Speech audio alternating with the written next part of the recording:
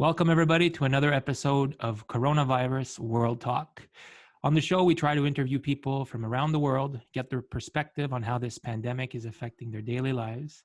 We'll also look for the silver lining of how this could maybe positively affect their lives. And today we have the pleasure of welcoming Hank Avink from Detroit, Michigan. You're located near Detroit, Michigan, right? No, about 2.5 hours away in Kalamazoo, right between Detroit and Chicago. Kalamazoo. There's a good song written about that town. So let's tell the people a bit more about yourself. If you have like a 30-second intro of who Hank is. Yeah, 42-year-old husband, father of three, entrepreneur since as long as I can remember. I've had my ups, I've had my downs. I've been a millionaire, I've been bankrupt, had a kid have open heart surgery. Captain of the national championship junior B hockey team. Wow. Pretty much sums it up. So how has this pandemic affected your daily life?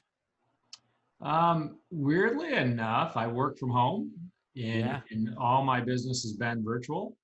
So my daily life, I'd say if anything, it's calmed it down because with three kids, we actually had an exchange student from Spain who was sent home early because of everything going on. But with four kids, I mean, from the second I woke up till the second I went to bed, it was crazy. Because when I wasn't working, I was a glorified taxi at times, it felt like. And now it's just calmed everything down and we have family walks and family dinners. And I mean, as sick as it sounds, it's been pretty awesome. So you mentioned you have a son that had an open heart surgery. And I know that from knowing you personally, Charlie has some pretty strict guidelines on what he can eat and not eat. Has this affected that at all? You know, it's interesting. We've been preparing because he's allergic to dairy, egg, beef, gelatin, and pork. Yeah. Anaphylactic. So we've always had an extra food supply in case something happened. So you were ready. Yeah. So it really hasn't impacted much. Obviously, we stocked up a little bit more. Okay. Yet it hasn't really had a huge negative impact. Okay. And in Michigan, where do you see this going in the next few weeks, next few months? What's your take on it? What do you think is going to happen? So my sister-in-law is a pediatrician, and one of our really good friends is really involved with the hospital. Michigan numbers have been higher. Frankly, I'm sitting back and relaxing. We've put a lot of money aside. Just knowing that we're having an election year, and here in the States, election years are a little bit crazy. Yeah. So frankly, I'm not listening to a lot of the noise because whatever it's going to be is going to be. And on July 1st, 90 days after, we'll look at what we know as facts, and then we'll make decisions from there. So you mentioned that your business is mostly online and you do a lot of your work from home. Have you seen people reach out to you asking you how that's possible? Like, how can they operate their lives that way, their business? Has that been something that's been happening? Not a lot, not any more than usual, just because most of the people have already been in contact with me because it's something that I've offered up. Yeah. But there hasn't been an influx. There's been a lot more people kind of stepping into webinars that I do for kind of a beacon. Yeah. So the last 3 weeks I've done free webinars. One was 5.5 hours straight. Wow. Just looking to help people. Jeez. All Yes. for free. Your audience is getting bigger, I'm sure of it. I'm taking more online courses and stuff like that. Yeah. It's been one of those things where we've just been trying to serve, and through serving, we've still made sales kind of without intentions.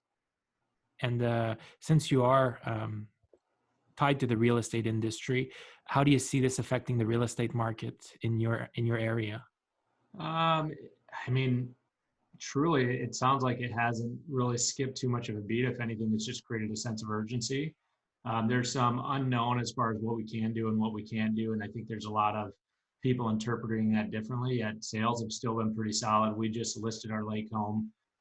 We've had a ton of activity, and we decided to list our lake home just because it's a power move, because I think there's going to be a lot more opportunities in 12, 24, 36 months. And so it'll free up cash and equity. and then also free up cash flow. Because when I went bankrupt, I didn't act fast enough to get equity, and then I couldn't access it, and that's where the house of cards came down. So I as soon as I sensed things hit the fan, I just started gathering cash, and Hmm. so yeah. Yeah, I think people will be more responsible with their finances after this. Oh, absolutely. I'm surprised. I mean, there's some people that are not respecting the social distancing. Is that a thing in Michigan? It is here. Yeah, yeah. It's What do you guys call it? yeah, social something, social distancing, I believe is the term. And Um, yeah, I think some people have been blowing it off. However, like I don't pay a lot of attention to the noise. And we live in a big house with a lot of acreage, so I've yeah, pretty much just put my blinders on. yeah. So life hasn't changed that much for you guys, I No, guess. I mean it's been a little unsettling just because we have been impacted a little bit on cash flow, and then we Yeah. had a big launch coming up April 1st, which we pivoted. It just didn't seem like the right timing, and I made a pretty decent investment to get that launch going. Okay. Um, but it's all good. Cool. Um, if you could speak to world leaders and people that are making the calls, what would you say to them at this time? Um, make decisions from faith and power, not from fear or the domino effect of what's going to happen to you personally. Mm, Um, I think right now there's a lot of people who want to look good and be right, and they're more concerned about themselves and doing the right thing. And so yes. my encouragement would be selfless in this and make the tough calls. And I applaud you because you can't win from losing right now. Yes. So play to win.